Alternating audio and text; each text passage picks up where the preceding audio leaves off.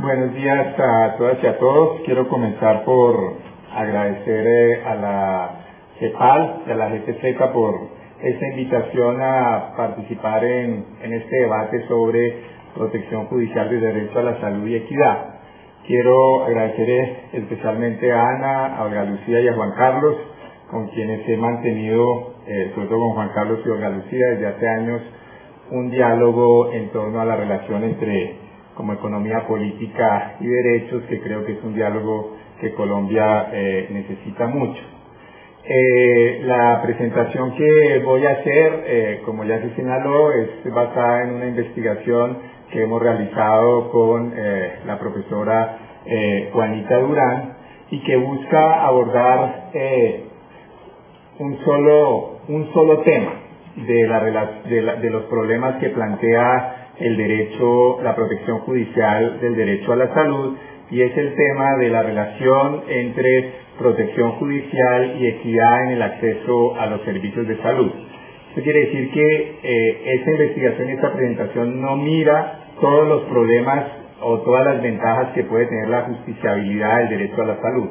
No mira otros elementos, sino tangencialmente, como el debate sobre sostenibilidad del sistema de protección judicial, el debate entre la calidad de las decisiones de salud que se toman cuando hay protección judicial, o la relación entre protección judicial y discusión democrática y movilización democrática en torno a la salud, y muchos otros temas. La investigación se centra exclusivamente en el debate de equidad, y es un debate que es importante porque hay una literatura comparada y que tiene buenas razones, que sostiene que la protección judicial de los derechos sociales, y en particular del derecho a la salud, es regresiva.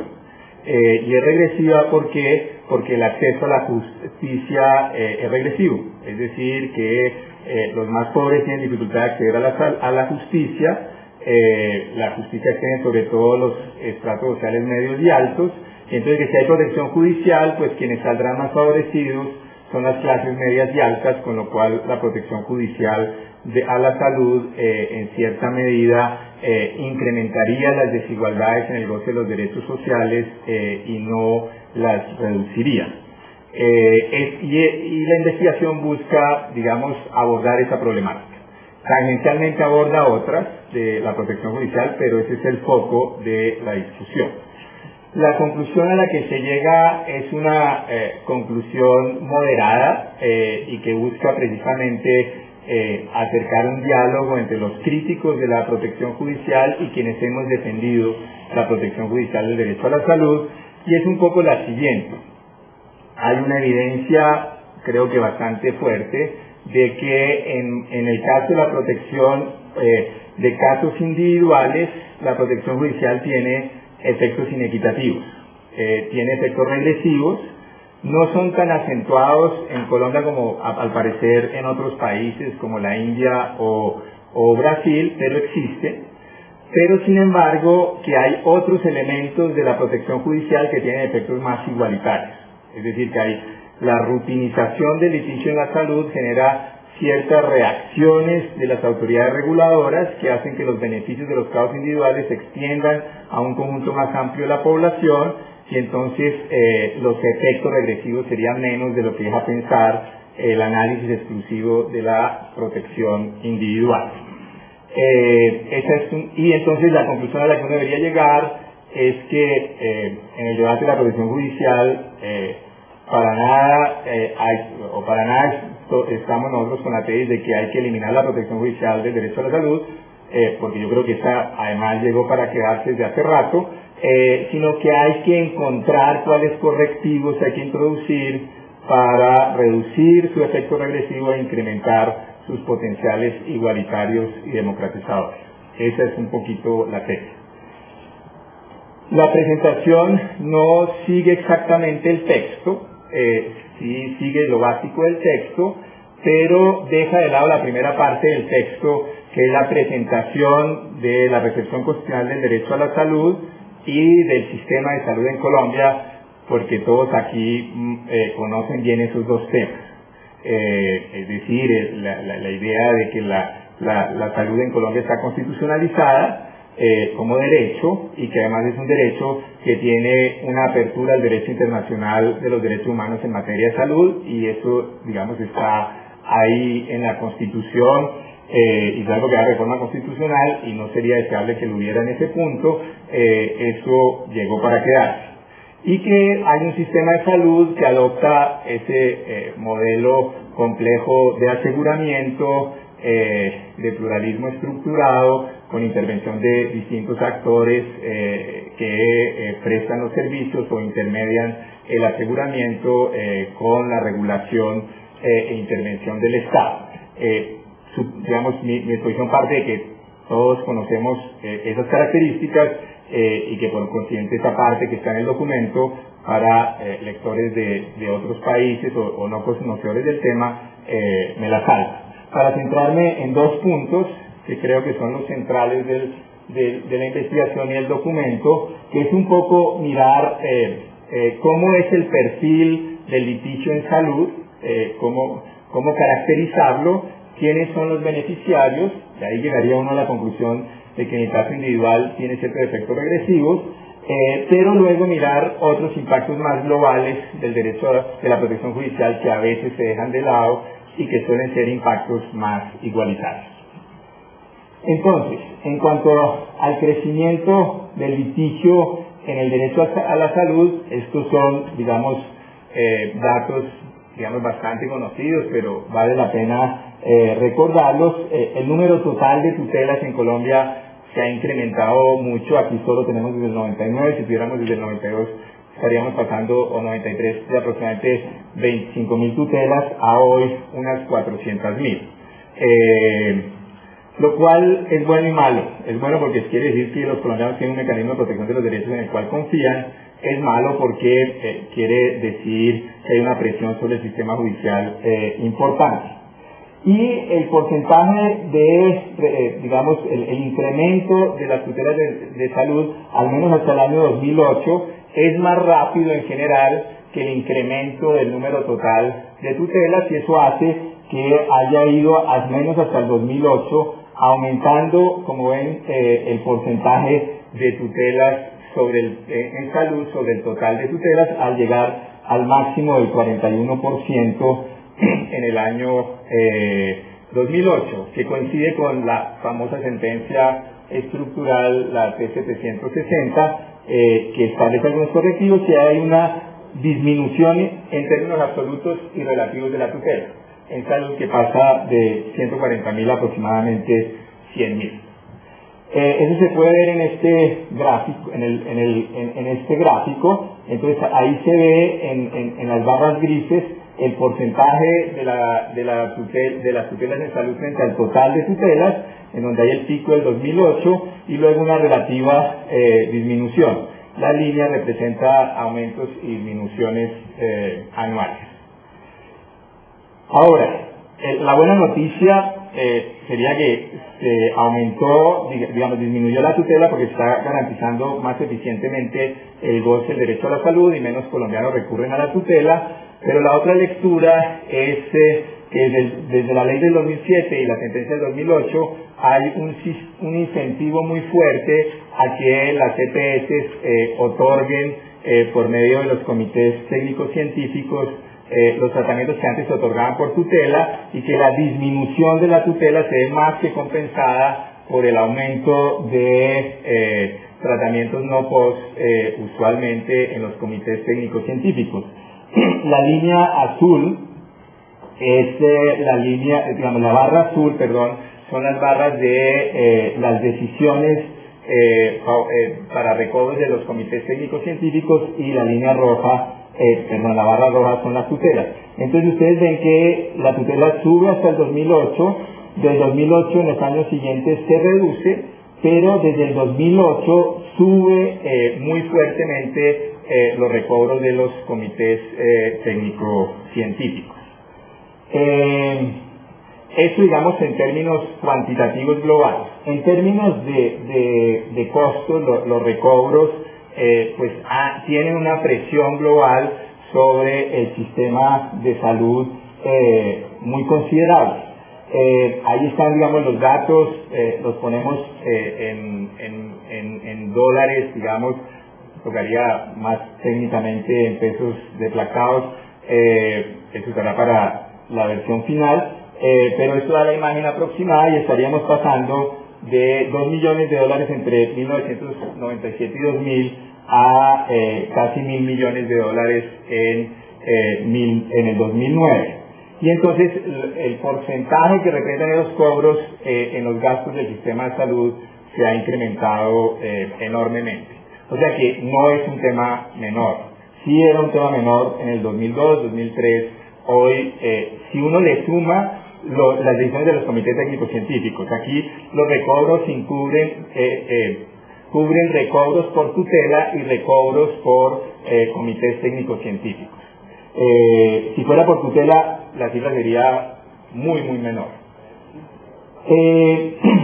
Entonces, eso es en cuanto a la evolución cuantitativa y al peso en costos. ¿Qué es lo que se litiga? Ya en tutela, ¿qué es lo que se litiga? La Defensoría del Pueblo ha sostenido que la mayoría de lo que se litiga son medicamentos y tratamientos que hacen parte del plan obligatorio de salud, y en su clasificación más o menos el 70% de lo litigado es post, solo el 30% sería no post. Sin embargo, comparando eso con cifras del Ministerio, sobre todo mirando los comités técnicos científicos y un análisis detallado de algunas tutelas, la cosa puede ser más complicada y puede haber mucho más litigio por tratamientos o medicamentos no todos de lo que dan los datos de la Defensoría, porque por ejemplo en medicamentos la Defensoría asume que muchos medicamentos en donde el principio activo está en el POS, pero medicamentos de marca son no POS, lo asume como POS, pero realmente eso conduce a un recobro. Entonces eso puede ser más alto. Según el Ministerio, el 88% de las moléculas recobradas se recobran como no POS por muchas veces diferencias en la forma de presentación farmacéutica más que en el principio activo. Entonces eso hace que digamos la relación, que pueda ser más no POS de lo que dicen las cifras de la Defensoría. Pero obviamente con el tiempo y los recursos que nos dio la CEPAL era imposible estudiar en detalle ese punto para una nueva investigación.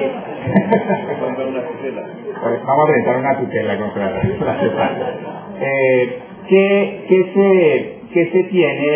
se litiga en tutela?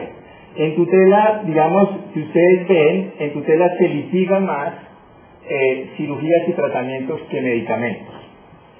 Si uno suma cirugías y tratamientos, esto recubre varios años, son cálculos nuestros a partir de los informes defensoriales. Habría más tutelas por tratamientos y cirugías que por medicamentos.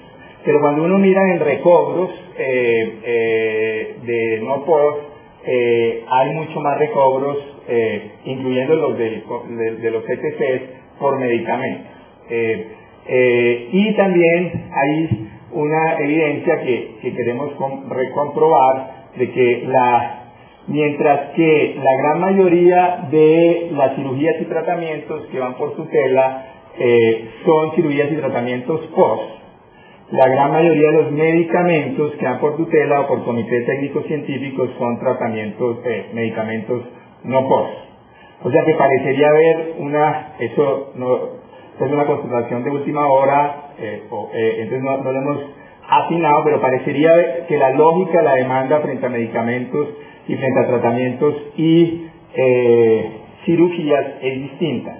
En uno sería más por el tema de dificultades burocráticas, de disponibilidad de médicos y especialistas para acceder en algo que ya está previsto que el plan debe cubrir. En lo otro parecería que tiene que ver con el tema de innovaciones farmacéuticas que implican una presión a medicamentos no POS. Entonces, de pronto la lógica, sería interesante estudiar diferenciadamente la lógica de la demanda en los dos casos que no alcanzamos a hacer. Entonces, cuando ya mira uno en las prestaciones en el caso de los medicamentos, esto ya es con datos del ministerio, uno encuentra como dos extremos. En un extremo uno encuentra que hay un número muy grande de tutelas por medicamentos que son medicamentos de bajo costo. Básicamente ahí la tutela ocurre por el tema del principio activo versus la forma farmacéutica, en donde los médicos ordenan una forma farmacéutica que no corresponde a un medicamento de marca al principio activo que está en el POS, y entonces se va por tutela y se va por recobro. Eso no representa, aparte que representa un número alto de tutelas, no representa un porcentaje alto a nivel de costos de los recobros. El porcentaje más alto de los recobros es un número mucho más bajo de tutelas o de CTCs, pero por medicamentos extremadamente caros, que son innovaciones farmacéuticas, muchas veces con la libertad de precios que hubo, digamos, cobrados al sistema por precios mucho más altos. Eso es en cuanto a los medicamentos. En cuanto a las cirugías, entonces, la mayor parte de las cirugías que son POS son cirugías, digamos, ordinarias, no es ordinarias, sino cirugías frente a las cuales, o tratamientos frente a los cuales no hay ninguna controversia, de que es algo que debería ser, o la controversia es muy baja, de que es algo que debería ser cubierto por el sistema de salud. Es en los casos de las cirugías y tratamientos no POS en donde hay más controversia. En la medida en que hay cirugías en el límite entre lo estético y lo funcional médicamente, ahí ponemos algunos ejemplos, y otros tratamientos, dos tipos de tratamientos que también están en el límite de lo que debe suministrar un servicio de salud y lo que se debería suministrar por otros servicios del Estado.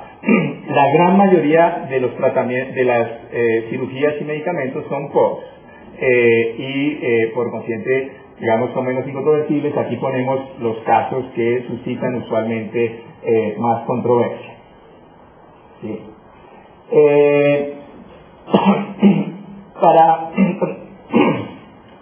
Para tratar de confirmar eso, tratamos de mirar las tutelas que eran seleccionadas por la Corte y tratar de mirar en las tutelas que eran seleccionadas por la Corte en el tema de tratamientos y cirugías, qué tipos de casos eran. Obviamente eso no es una muestra representativa porque la Corte no selecciona aleatoriamente, sino selecciona discrecionalmente para aquellas en donde considera que hay una razón jurídica para seleccionar. Luego es una muestra sesgada, pero de todos modos da, digamos, esa idea de que muchas de las cirugías son, cirugías y tratamientos son de estas que decíamos que o no son exactamente dentro del servicio clásico de prestación médica, muchas gracias, sino servicios muy importantes, pero que usualmente van al lado de la prestación médica más tradicional en sentido estricto, y algunas cirugías que están en el límite entre lo estético y lo funcional y que la Corte considera que son funcionales y no estéticas.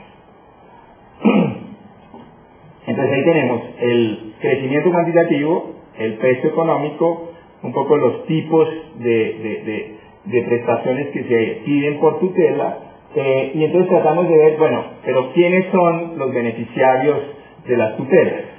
¿Y quiénes son los beneficiarios de las decisiones del CTC que se hacen en caso de prestaciones por fuera del POS que impliquen recobro? Y tratamos de encontrar, eso no es tan fácil encontrar, sobre todo con las tutelas, porque las tutelas no establecen claramente el nivel socioeconómico el litigante. Entonces no es tan fácil decir esta tutela fue para una persona de tal estrato. Eso rara vez está en la información de la tutela. Entonces tocaba encontrar indicadores proxy, y un indicador proxy es, ¿quiénes litigan más? ¿Los del régimen contributivo, los del régimen subsidiado? Con un poco la idea gruesa, que puede tener efectos discutibles, que los del régimen contributivo tienen niveles socioeconómicos más altos, porque tienen más capacidad de pago, y en segundo lugar tenían hasta la unificación de los planes un plan de beneficios más robusto. Entonces no sería normal que ellos tuvieran una tasa de litigio mucho más alta que los del subsidiado, que son más pobres y que tenían un plan de beneficios menos robusto. Y los resultados daban que en el 2003, estos son resultados muy gruesos, porque ni siquiera es fácil saber claramente con los datos de la Defensoría a qué régimen corresponde cada uno, pero digamos con un cálculo grueso, en el 2003, en otro estudio que habíamos hecho, habíamos encontrado que la tasa de litigio por 100.000 habitantes del régimen contributivo era muchísimo más alta que la del régimen subsidiado, 184 versus 33.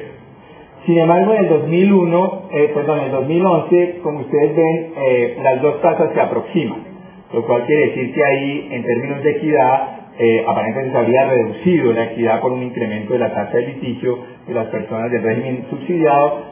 Sigue siendo más alta la del régimen contributivo, 195 contra 169 del régimen subsidiado.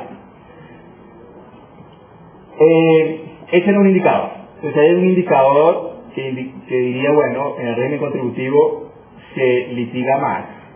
Se litigaba mucho más antes, pero aparentemente hoy se han ido aproximando las tasas de litigio, pero se litiga más. Pero otro más fuerte que mostraría, digamos, un efecto regresivo de los recobros es un estudio que hizo el Ministerio de Salud, tratando de ver por quintiles de ingreso en dónde están los recobros y a quiénes benefician los recobros. Y ahí está el cuadro, y si ustedes ven en el cuadro, en el quintil 5, aproximadamente el 44% de los recobros son de quintil 5. Mientras que si uno suma quintil 1 y 2, los recobros no llegan al 20%. Entonces, digamos, ahí habría una concentración de los recobros a favor de las personas de mayor ingreso. Y entonces eso mostraría que en recobros individuales y en tutelas habría una cierta tendencia a la regresividad y a la inequidad. No tan fuerte como en otros países. La respuesta, ¿por qué no es tan fuerte como en otros países? Y yo creo que es que porque la tutela es un mecanismo de acceso a la justicia mucho más igualitario en Colombia que el acceso a la justicia, por ejemplo, en Brasil o la India. Entonces aquí en Colombia es muy fácil que personas de escasos recursos y mucha capacitación jurídica puedan presentar tutela, mientras que en otros países hacer litigio en salud es mucho más técnico y costoso. Entonces eso hace que el filtro de regresividad que puede implicar el acceso a la justicia en Colombia sea menor, pero puede uno constatar que existe. Entonces, eso nos permitiría decir que hay una tendencia inequitativa del litigio individual, no tan grave como en otros países. ¿Por qué? Porque es un litigio masivo, que es costoso para el sistema, que se concentra en medicamentos en el tema de costos, no en cantidad, pero en el tema de costos, y si uno incluye los CTC, que hay otros servicios que son más discutibles, digamos algunos, en el caso concreto puede uno considerar que están justificados, en otros son más discutibles, y la mayoría, digamos, hay una sobrerepresentación de personas que están en el régimen contributivo y que tienen ingresos más altos. Pero no es tan radical como en otros países, no es tan inigualitario en materia de tutela individual, pero hay ese efecto regresivo. Ahora, sin embargo, quiere decir eso que es inevitable la tendencia regresiva de la protección judicial, y la conclusión a la que nosotros llegamos es que no es para nada inevitable. No es tan grave, no es como en Colombia como en otros países, y no es inevitable, y la propia dinámica que ha tenido la tutela en Colombia ha generado algunos efectos igualitarios, algunos que se deberían explotar más, y por eso, digamos, concluiríamos con esas ideas de por dónde creemos que podría encaminarse la discusión. Un primer elemento que está en la propia jurisprudencia de la Corte Constitucional, lo que pasa es que no se ha aplicado bien, es un elemento que reduciría mucho el elemento inequitativo de la tutela, en relación con los servicios no POS, que es la exigencia de que para que proceda la tutela en los servicios no POS, la persona no debe tener capacidad de pago para acceder a ese servicio. Obviamente, si algo está en el servicio POS, la persona tiene derecho a acceder a eso, tenga o no tenga capacidad de pago, porque ya hizo su contribución al sistema de salud, o es régimen subsidiado. El argumento con el no POS es que como es algo que está por fuera de lo que está en principio asegurado por el sistema, la Corte dijo, como eso está por fuera y se imputa al FOSIGA, que a su vez tiene recursos que van para las poblaciones más pobres, entonces no es equitativo que yo, si tengo capacidad de pago para acceder a ese medicamento, a ese tratamiento, use recursos que sirven para ampliar la cobertura o mejorar la protección de los más pobres. Yo creo que la Corte tiene razón en este requisito, y ese requisito haría que fuera menos desigual la cosa, porque, bueno, ¿qué importa que la clase media y la clase alta sean los que más accedan a servicios no POS si los pagan, y si tienen capacidad de pago? Entonces, ese requisito es muy importante. El problema es que no se cumple bien. No se cumple bien, al menos por dos razones. La primera, porque extrañamente no se aplica a los CTC. Y esa es una regulación que uno no entiende mucho. Si la Corte ha dicho que el acceso a la no POS exige que uno no tenga capacidad de pago, ¿por qué las autoridades reguladoras no han establecido ese criterio para los CTC? En los cuales tendrían mucha más capacidad para comprobar la capacidad de pago, porque los CTC están en las CPS y las CPS saben los niveles de ingreso de sus afiliados, tendrían mejores argumentos. Un juez tiene muy pocos argumentos, porque le llega una tutela, dice mi médico me recomendó esto, y el juez no tiene ni idea del nivel de ingreso de esa persona, le queda más difícil verificar. Entonces, esa es una razón que con Juanita no hemos entendido mucho. Y la segunda es que en el control judicial de esa capacidad de pago o no capacidad de pago ha sido muy débil, y con razones muy comprensibles, sobre todo en los jueces de instancia. Los jueces de instancia tienen que decidir muy rápido, están ante un caso dramático y no tienen mucha capacidad de verificación, entonces aplican una presunción que desarrolló la Corte, que se funda en el principio de buena fe, que es una presunción de veracidad. Las personas dicen que no tiene capacidad de pago, salvo que yo tenga razones, yo le creo, y entonces esto hace que la mayoría de las tutelas no POS sean concedidas. Pero uno podría intentar desarrollar mejor, y eso lo ve uno incluso en los jueces de instancia, me parece, digamos, que por las premuras es más admisible, en la Corte es más discutible, pero incluso en la Corte, como lo ven ustedes ahí, la Corte verifica muy poco la capacidad de pago en las tutelas. Sí hay muchas tutelas que la Corte ha negado porque constata capacidad de pago. Hay muchas tutelas en donde la Corte ha hecho labor verificadora de capacidad de pago, pero globalmente, y ese es un ejemplo, en el 2012, en 81, digamos, de esos más o menos 100 casos que tenían que ver con verificación de la capacidad de pago, en 80 casos la Corte decidió basado en la presunción de veracidad sin ninguna verificación.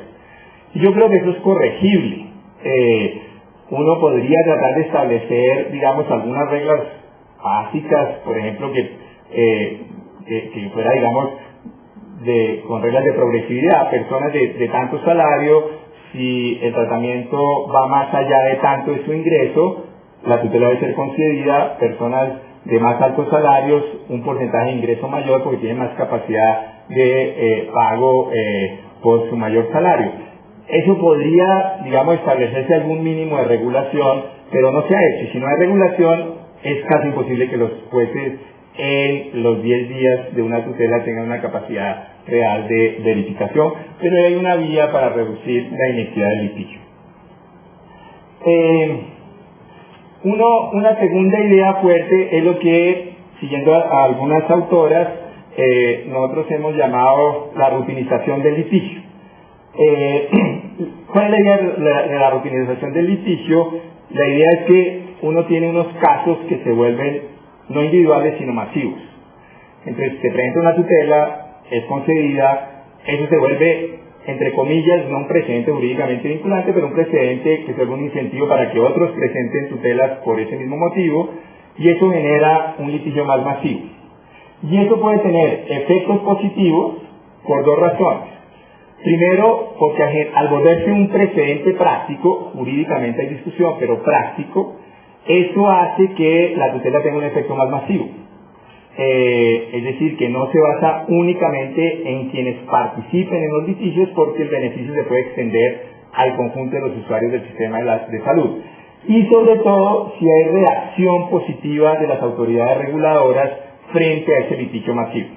Entonces dicen, mira, aquí hay ese litigio masivo, ese es un problema, cambiemos la regulación y le respondemos así, y entonces puede que haya litigado la clase alta, pero se benefician todos los usuarios. Entonces el hecho de que solo litigue la clase alta, solo tenga beneficios individuales la clase alta, no quiere decir que obligatoriamente el litigio en salud sea en su efecto global desigual, si hay esa reacción positiva de las autoridades reguladoras. El efecto negativo de la rutinización es que la tutela se vuelva un requisito más para acceder al servicio y no pase nada. Entonces ahí sí acentúa la desigualdad en el acceso a los servicios de salud.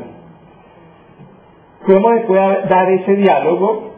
Y nosotros ponemos tres ejemplos, que porque se me acabó el tiempo los señalo muy brevemente.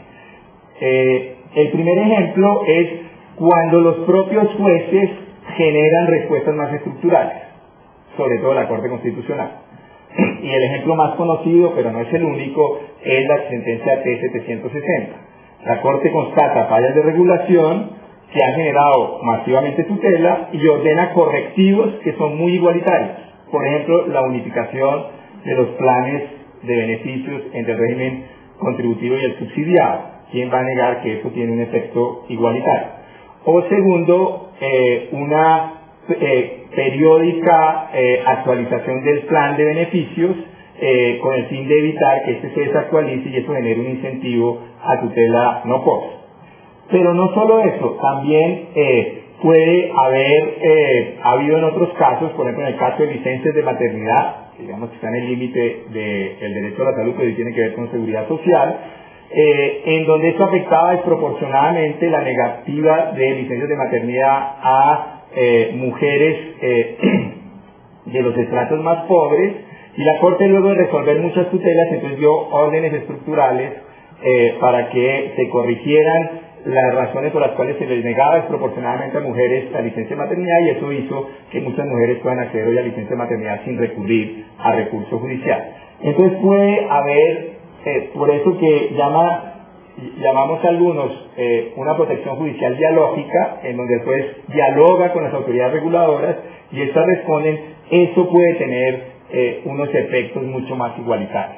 Entonces eso creemos que es una primera posibilidad. La segunda posibilidad es cuando las autoridades reguladoras responden, legislador y autoridades reguladoras del sistema de salud, ministerio y en su momento las instancias reguladoras responden a presiones de tutela con regulaciones que universalizan el beneficio. Uno de los ejemplos más conocidos, no es el único, es el de la carga viral para personas con VIH. Durante un tiempo eso fue negado por el POS, porque se decía que no es un tratamiento. La Corte concluyó que, y yo creo que tiene razón, que es un elemento necesario para tratar a las personas porque hace parte de un diagnóstico necesario. Lo concedió por tutelas, luego lo concedió masivamente por tutelas, se reutilizó el litigio y finalmente las autoridades reguladoras, primero por acuerdo y luego por ley, dijeron, mire, la carga viral tiene que estar en el plan de beneficios y se universaliza el beneficio. Y finalmente están las reacciones legislativas. Por límite de tiempo no me puedo meter con las recientes, que es la ley estatutaria y la ley ordinaria en trámite, que tienen efectos positivos, pero también algunas regulaciones más discutibles. Eso podemos mirarlo en las discusiones. Y simplemente quería pasar a las conclusiones para no pasarme del tiempo. Las conclusiones. Vuelta a la de atrás, que es muy importante. El último efecto es un efecto simbólico, que no es para nada menor. La protección judicial del derecho a la salud fortalece la idea de que eso es un derecho. Y que por consiguiente la política debe estar orientada a satisfacer y realizar un derecho, y que es un derecho que los ciudadanos tienen derecho a reclamar. Yo creo que ese es un adquirido de la protección judicial que supera esa idea que los derechos sociales son simplemente promesas que la Constitución le hace al legislador para que cuando al legislador se le ocurra los desarrolle y los concrete. Gracias a la protección judicial, esto genera procesos de movilización jurídica en torno a la satisfacción de ese derecho, y nosotros creemos que eso es igualitario y positivo. Entro a las conclusiones.